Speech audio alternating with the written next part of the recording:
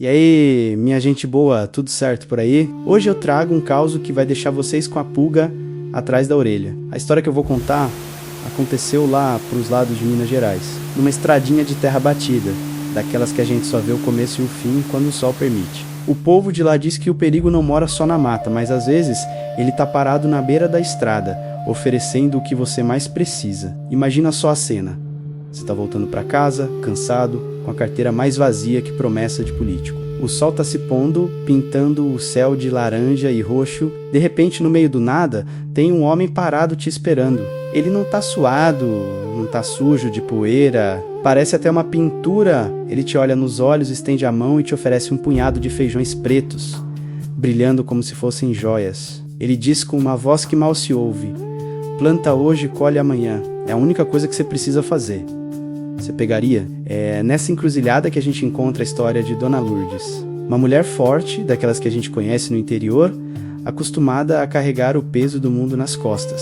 A seca tinha castigado a roça, o marido adoeceu na cama e o filho pequeno, com seus olhinhos de jabuticaba, olhava para ela esperando um milagre. A despensa estava vazia e a esperança, por um fio. Num final de tarde, voltando da venda sem um tostão furado, ela avistou a figura na ponte velha de madeira. Um homem de chapéu, impecável. Ela sentiu um arrepio na espinha, mas a necessidade falou mais alto. O homem abriu a mão e os feijões brilharam na luz do fim de dia. Planta isso e colhe amanhã, ele repetiu. Só não pergunta o preço agora. Dona Lourdes, com o coração na boca, engoliu em seco. Ela pensou no marido, pensou no filho e pegou naquela noite.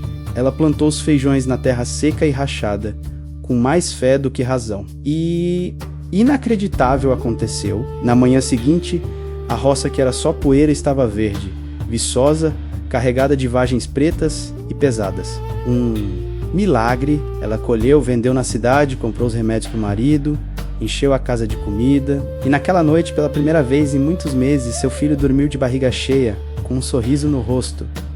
Dona Lourdes chorou de alívio. Mal sabia ela que a colheita estava apenas começando. Os dias foram passando e algo estranho começou a acontecer. Primeiro, Dona Lourdes esqueceu o atalho que usava a vida inteira para voltar para casa. Depois, ela esqueceu o gosto do café, que ela tanto amava. As lembranças começaram a escorrer por entre seus dedos como areia. Até que um dia, a tragédia se completou. Ela olhou para o próprio filho, a coisinha que ela mais amava no mundo, e com os olhos vazios perguntou: moço, o senhor mora aqui? O menino, sem entender, só chorou. Naquele mesmo fim de tarde, o homem do chapéu estava lá, na mesma ponte, como se nunca tivesse saído. Dona Lourdes correu até ele, desesperada.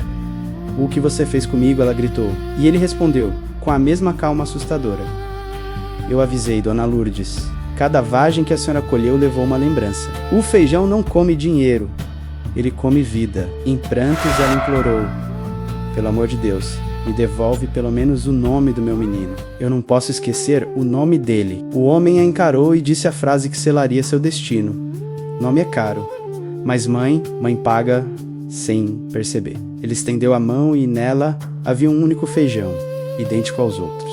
Dona Lourdes apertou aquele grão na palma da mão, como se estivesse segurando o último pedaço do seu coração. Naquela noite, ela voltou para casa e queimou o resto da roça até não sobrar nada além de cinzas. No dia seguinte, ela não lembrava de mais nada, nem do próprio rosto no espelho. Mas quando o menino chegou perto dela, com os olhos cheios de tristeza, ela abriu a mão devagar e entregou aquele único feijão para ele. Foi um gesto sem palavras, um instinto que a memória não pôde apagar.